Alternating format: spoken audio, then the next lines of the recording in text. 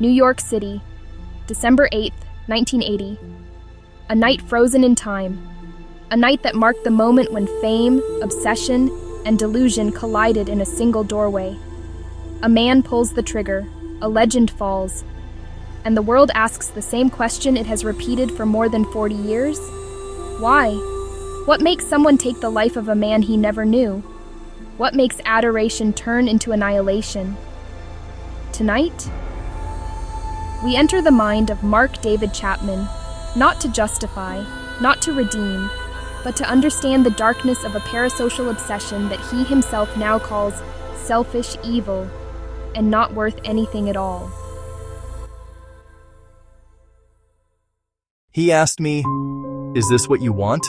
And I said, "Yes." But I didn't even know what it was anymore.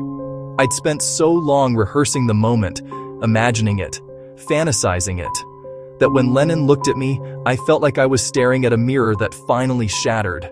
And when he signed that album, I felt the world tilt, like something inside me snapped loose and fell.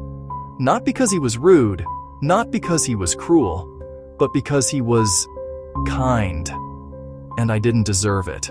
This moment, captured in a single photograph, has become one of the most haunting images in modern history. John Lennon, smiling softly, unknowingly autographing an album for the man who would kill him hours later. Witnesses say Chapman stood still, calm, almost peaceful. But inside his mind, something violent was brewing, not hatred, but identity collapse. The kind psychologists now call parasocial breakdown, a psychological implosion when a fantasy version of a celebrity no longer matches the reality standing in front of the admirer. And for Chapman, that collapse would become deadly. People keep asking me why I did it. Decades later, the answer tastes like ash in my mouth. But I say it anyway, because it's the truth. Because lies would make this even uglier. I didn't do it because of music, or politics, or religion, or jealousy, or hate. I did it because I wanted to be somebody. That's it. That's the whole rotten core. These words are not fictional, not imagined, not speculated. They come directly from Chapman's parole hearing statements, repeated again and again across decades. I murdered him for notoriety. It was selfish. It was evil. He didn't deserve it. If I could go back, I would not do it again. He did not blame voices. He did not blame conspiracies. He did not blame demons. He blamed himself. And the craving for fame that metastasized inside a lonely, unstable mind until murder began to look like meaning. To understand this crime, you must understand the man who committed it. Not to sympathize, but to map the psychological fault line that split open beneath him. Mark David Chapman grew up in the shadow of violence, a volatile father, a frightened mother, a childhood cracked by fear and confusion. As a teenager, he found escape in fantasies, imaginary worlds, imaginary friends, imaginary destinies. His mind became a stage, and he cast himself as the hero, the savior, the chosen one. But adulthood brought something darker: failure, disappointment, a life that did not match the scenes he'd written for himself. You know what kills a person like me? Normalcy. The fact that I wasn't special, wasn't chosen, wasn't anything. I would look in the mirror and see a ghost, a man disappearing, day after day. And I wanted to matter, even if it meant doing something unforgivable. This is the parasocial seed. A man who saw himself as insignificant latching onto a symbol bigger than life. Not because he hated John Lennon, but because Lennon represented exactly what he wasn't: impact, meaning, voice, legacy.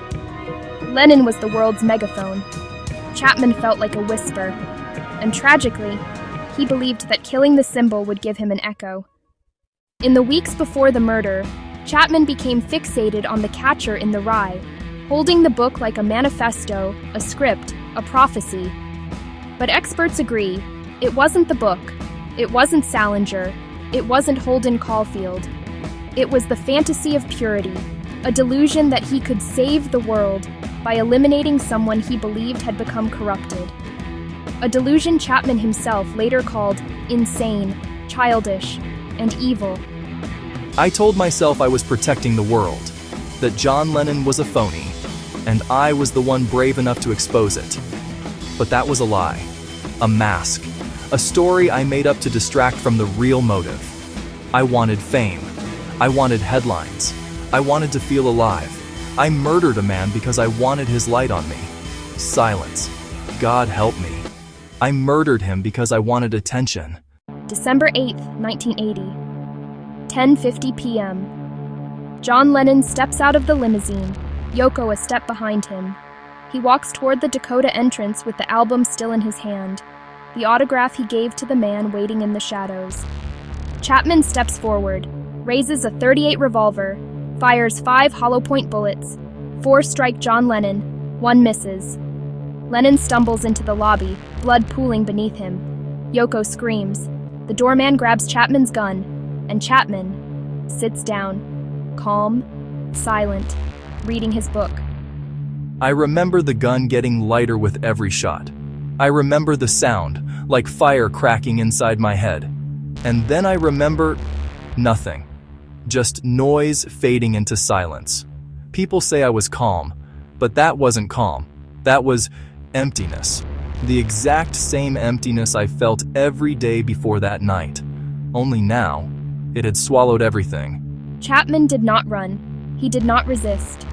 He knew what he had done. He knew what would happen next. He sat on the curb and began reading The Catcher in the Rye as Lennon's life slipped away inside the Dakota lobby. In 1981, the world expected a high-profile trial. The prosecution prepared for a battle over insanity. Expert witnesses were ready, psychologists too. But suddenly, Chapman stunned the courtroom. He pleaded guilty. No trial, no spectacle. He told the judge, it was the right thing to do. He told the court, I was thinking of my family. And he told himself, that fame wasn't the answer after all. I thought a trial would make me famous. I imagined cameras, reporters, my name becoming something. But when the time came, all I could see was Yoko, his sons, the people who loved him the way I pretended to. I didn't deserve a stage. I didn't deserve attention. I didn't deserve anything except the sentence I got. Westchester County, Dannemora, Greenhaven. For over 40 years, Chapman has lived behind concrete and steel, serving 20 to life. Denied parole again and again, and every year, the fantasy he once had grows smaller. Because the truth is simple, fame doesn't follow you into a cell. There are no reporters, no headlines, no applause, no spotlight, just a man and his guilt. I thought I'd become a legend. Instead, I became a cautionary tale. Prison isn't punishment, it's clarity. You have nothing to distract you from the truth. No noise, no cameras, just the echo of what you did repeating every morning when you wake up. I see his face every day. The man I killed, the man I admired, the man who deserved to go home to his son instead of dying on the floor of his building. And I ask myself, was it worth it? The answer is always the same. No, nothing is worth this. Nothing is worth what I did. At each parole hearing, Chapman is asked the same questions. Why did you do it? Do you feel remorse? Would you do it again? And each time his answers have grown more naked, more brutal, more honest.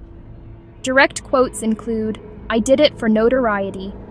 It was evil. I have no excuse. He was a family man. He didn't deserve it. I was a nobody.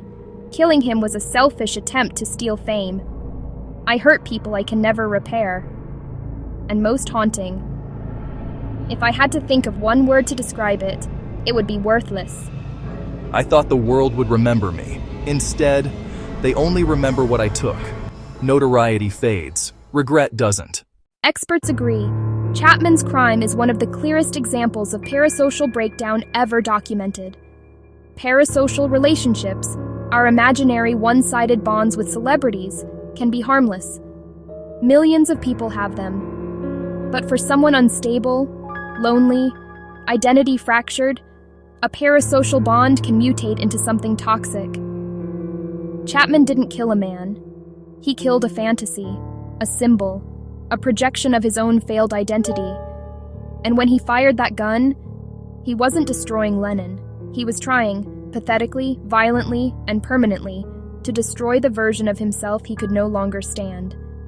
The tragedy is that he succeeded, but not in the way he imagined. I sit in this cell, and I think about the lie I told myself, that killing him would make me immortal, that people would know my name, that I would matter. But the truth is, I don't matter. Not in the way I thought. The only thing people remember is the pain I caused. I took a father from his children, a husband from his wife, a voice from the world.